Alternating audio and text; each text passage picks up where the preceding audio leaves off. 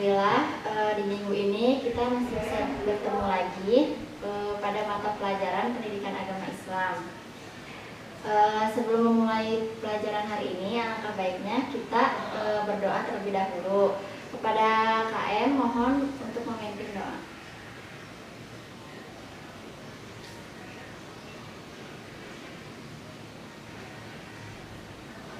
Amin. Ya, sekarang Ibu akan memeriksa kehadiran dulu. Ya, siapa yang tidak hadir hari ini ya?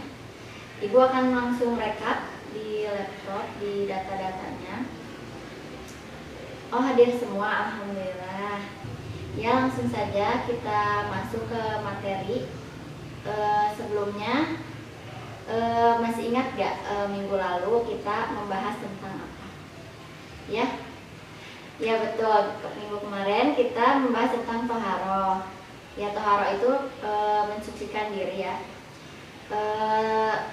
Untuk materi kali ini, Ibu akan menjelaskan tentang beriman kepada qada dan qadar, berbuah ketenangan hati. Ya, sebelumnya ada yang sudah tahu apa itu qada dan qadar? Ya, mungkin masih sedikit belum paham ya tentang qada dan qadar. Langsung saja ya Ibu masuk ke materi. Ya, secara bahasa qada itu berarti ketetapan atau kehendak. Namun secara istilahnya adalah ketetapan Allah terhadap segala sesuatu sejak zaman azali. Apa itu zaman azali? Nah, zaman azali itu zaman ketika segala sesuatu belum tercipta. Jadi sebelum adanya dunia ini juga Allah itu sudah membuat ketetapannya gitu. Qadar. Nah, qadar itu secara bahasa artinya kekuasaan atau perwujudan kehendak. Namun secara istilahnya yaitu perwujudan kehendak Allah Subhanahu wa taala terhadap semua makhluknya dalam ukuran dan bentuk-bentuk tertentu sesuai dengan irodahnya. Nah, seperti ada nih hadis riwayat Bukhari dan Muslim, akan Ibu bacakan ya. An Anas bin Malikin radhiyallahu anhu annahu qala innallaha azza wa jalla qad waqala birrahimi malakan doikulu ay rabbi nutfatan ay rabbi alaqatan ay rabbi mudghatan fa idza aradallahu an yaqdiya khalqan qala al malaku ay rabbi dakaron aw unsa syakiyan aw sa'idan famar rizqu famal ajalu fayak taba kadzalika fi batun ummihi. Nah, itu adalah hadis riwayat Bukhari dan Muslim yang artinya diriwayatkan dari Anas bin Malik radhiyallahu anhu, katanya Rasulullah Shallallahu alaihi wasallam bersabda, Allah Subhanahu wa taala mengutus malaikat ke dalam rahim. Malaikat berkata, "Wahai Tuhan, ia masih berupa air mani." Setelah beberapa waktu, malaikat berkata lagi, "Wahai Tuhan, ia sudah berupa segumpal darah." Begitu juga setelah berlalu 40 hari. Malaikat berkata lagi, "Wahai Tuhan, ia sudah berupa segumpal daging." Apakah Allah Subhanahu wa taala membuat keputusan untuk menciptakannya menjadi manusia? Maka malaikat berkata, "Wahai Tuhan, orang ini akan diciptakan lelaki atau perempuan, sengsara atau bahagia, dan bagaimana rezekinya serta pula ajalnya." Nah, segala-galanya dicatat ketika masih di dalam kandungan ibunya. Nah, hadis yang sudah Ibu bacakan tadi itu dapat disimpulkan bahwa qadar itu takdir yang sudah ditetapkan oleh Allah dan tidak bisa diubah-ubah oleh kita sebagai manusia ataupun malaikat, jin dan lainnya. Karena jenis kelamin, sengsara atau bahagia, rezeki dan ajal itu sudah ditentukan oleh Allah Subhanahu wa taala sejak manusia berada di rahim ibunya.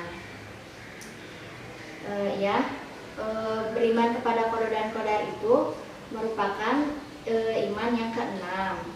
Nah, qada dan qadar ini lebih dikenal di keseharian kita itu sebagai takdir, kata takdir ya. Nah, iman kepada takdir berarti percaya bahwa segala apa yang terjadi di alam semesta ini seperti adanya sehat, sakit, hidup, mati, rezeki, ajal, dan jodoh seseorang merupakan kehendak dan ketentuan Allah Subhanahu wa taala. Seperti yang terdapat dalam Quran surat Ar-Ra'd ayat 8 ya, bisa dibuka anak-anak, kita baca bareng-bareng ya. A'udzubillahi minasyaitonir rajim. Wa kullu syai'in indahu bimiqdar, yang artinya dan segala sesuatu ada ukuran di sisinya. Nah, berarti apa? Jadi Allah tuh udah membentuk ukuran, bentuk ciptaannya itu tuh sesuai dengan kebutuhannya dan menurut Allah itu yang terbaik bagi diri kita. Qada dan qadar itu bisa disebut juga kan takdir ya. Nah, takdir ini dibagi menjadi dua. Yang pertama itu takdir mu'alaq, yang kedua takdir mubram. Nah, untuk takdir mu'alaq sendiri Ibu akan menjelaskan ya. Mu'alaq itu secara bahasa artinya sesuatu yang digantungkan. Nah, sedangkan pengertian takdir mu'alaq sendiri yaitu ketentuan Allah Subhanahu wa taala yang mengikut sertakan peran manusia melalui usaha dan ikhtiarnya. Nah, jadi Allah itu memberi cobaan atau ujian kepada hambanya, kepada kita sebagai makhluknya, yaitu memberi cobaan yang kita sendiri itu sebagai makhluknya itu mampu untuk menghadapinya. Seperti kita selalu bersabar dan bersyukur ketika kita diberi cobaan atau musibah. Nah, kita itu harus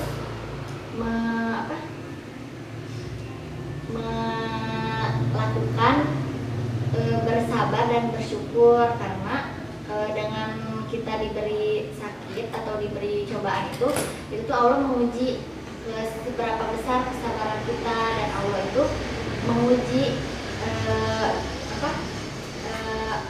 dan Allah itu memberikan pahala dari kita ditimpa musibah itu. Ada juga Quran surat Ar-Ra'd yang menjelaskan untuk materi takdir mu'alaq, pengertiannya itu di dalam Quran surat Ar-Ra'd ayat 11. Ya, kita baca bareng-bareng lagi ya. A'udzubillahi minasyaitonir rajim. Ayat 11 ya. Innallaha yughayyiru ma biqaumin hatta yughayyiru ma bi anfusihim, yang artinya sesungguhnya Allah tidak akan mengubah keadaan suatu kaum sebelum mereka mengubah keadaan diri mereka sendiri. Nah, artinya apa?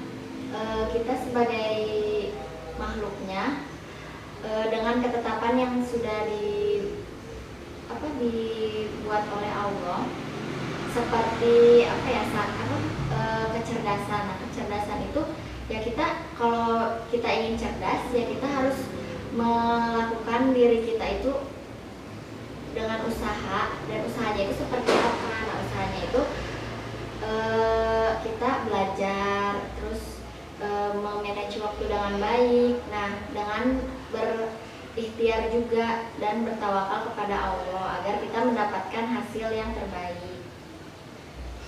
Ya, contoh-contoh takdir mu'alaq itu ya tadi kepandaian, kesehatan, kemakmuran. Nah, kepandaian tadi itu ya bagaimana usaha kita untuk cara kita rajin belajar dan disiplin waktu agar kita menjadi cerdas. Nah, sedangkan kalau kesehatan juga kita harus bisa melakukannya dengan usaha dan ikhtiar, seperti kita menjaga pola makan, berolahraga, agar tubuh kita tuh tetap sehat gitu. Nah, yang ketiga itu ada kemakmuran. Nah, kemakmuran di sini dalam artian positifnya itu kita bisa menjalani kehidupan kita sehari-hari gitu. Dengan kita giat belajar, terus juga kita rajin menabung dan hemat ya tentunya. Insya Allah kita bisa mengubah kehidupan kita itu menjadi kemakmuran. Nah, oleh karena itu semua potensi ini digunakan untuk berusaha dan ikhtiar untuk meraih cita-cita kita. Nah, yang kedua itu kan tadi takdir mu'alaq, yang kedua sekarang takdir mubram. Takdir mubram itu secara bahasa artinya sesuatu yang tidak dapat dielakkan atau sudah pasti. Nah, namun secara istilah takdir mubram itu adalah ketentuan mutlak dari Allah Subhanahu wa taala yang pasti berlaku dan manusia tidak diberi peran untuk mewujudkannya. Nah, contohnya seperti apa takdir mubram itu? Seperti yang tadi sudah dibahas di awal tentang qada dan qadar ya.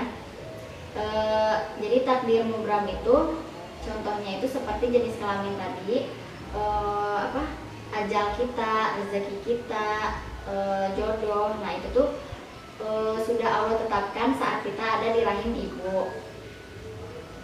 Nah, seperti ada di Quran surat Al-A'raf ayat 37.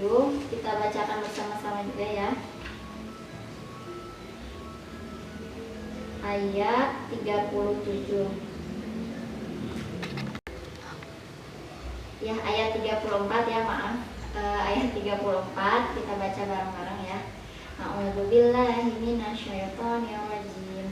Walikulli ummatin ajalun wa idza jaa ajaluhum la yastakhiruna sa'atan wa la yastaqdimun. Yang artinya, dan setiap umat mempunyai ajal atau batas waktu. Apabila ajalnya tiba, mereka tidak dapat meminta penundaan atau percepatan sesaat pun. Nah, ajal pun kan itu sudah ditetapkan ya oleh Allah sejak kita masih di dalam kandungan ibu. Ya, jadi kita nggak bisa gitu mau minta nanti dulu. Ya nggak bisa, karena itu sudah ketetapan yang tidak bisa diubah oleh kita sebagai makhluknya gitu ya. Nah, seseorang yang sudah beriman kepada qada dan qadar itu akan mendapatkan banyak manfaat. Nah, diantaranya ibu ambil 4 contoh manfaatnya. Yang pertama itu menenangkan jiwa, yang kedua senantiasa bersikap sabar dan bersyukur, yang ketiga menumbuhkan sifat optimis, yang keempat menjauhkan diri dari sifat sombong. Nah, menenangkan jiwa itu maksudnya apa? Ya, jadi kita tuh mendapatkan ketenangan jiwa karena ia merasa senang dan menerima dengan ikhlas atas semua ketentuan yang sudah ditetapkan oleh Allah Subhanahu wa taala. Yang kedua, senantiasa bersikap sabar dan bersyukur. Nah, kenapa? Karena ketika kita mengalami kesulitan, kegagalan atau apapun itu, kita tetap harus tawakal dan bersyukur gitu terhadap ketetapan yang sudah Allah berikan, karena itu merupakan ketetapan yang baik untuk diri kita sendiri tanpa kita merasa putus asa gitu. Terus yang ketiga adalah menumbuhkan sifat optimis. Nah, maksudnya apa? Nah, ketika kita meraih cita-cita kita tuh tidak perlu takut untuk gagal, karena dengan segala upaya yang telah kita lakukan, kita tuh pasti melakukan dengan sungguh-sungguh. Jadi dengan apa hasil yang didapat itu kita pasti merasa puas karena kita sudah berusaha dan berikhtiar. Yang keempat, menjauhkan diri dari sifat sombong. Itu maksudnya kan kita sudah tahu gitu ya ketetapan Allah itu. Nah, kita itu menganggap semua itu adalah karunia Allah Subhanahu wa taala. Jadi kita itu tidak boleh merasa kita itu hebat sendiri gitu kan. Dan kita juga tidak boleh menyombongkan diri kita yang serba bisa gitu. Nah, mungkin segitu yang bisa Ibu sampaikan. Ada yang mau menyimpulkan dari hasil tadi yang Ibu sampaikan? Ya, boleh, Anissa. Nah, ya betul. Nah, jadi qada itu sama dengan takdir mubram, yaitu yang ketentuan Allah yang tidak dapat kita ubah gitu ya. Nah, sedangkan kalau qadar dan takdir mu'allaq itu sesuatu yang bisa kita ubah dengan usaha dan ikhtiar kita. Ya, alhamdulillah materi kali ini sudah beres ya tentang beriman kepada qada dan qadar, berbuah ketenangan hati. Semoga kalian bisa memahami apa yang sudah Ibu jelaskan. Sebelumnya Ibu akan beri tugas dulu ya buat di rumah. Buka halaman 160. Nah, di situ kan ada uji kompetensinya, mohon diisi dan disalin di buku cetaknya ya. Lalu dikumpulkan minggu depan. Nah, untuk materi minggu depan itu kita akan membahas tentang toleransi. Nah, jadi kalian baca-bacalah sedikit tentang apa itu toleransi, bagaimana sih toleransi itu, dan harus apa kita tuh sikap kita untuk toleransi. Ya, mungkin cukup sekian yang dapat Ibu sampaikan. Terima kasih atas perhatiannya dan maaf apabila ada kesalahan dari penyampaian Ibu tadi. Terima kasih atas waktunya dan perhatiannya. Wassalamualaikum warahmatullahi wabarakatuh.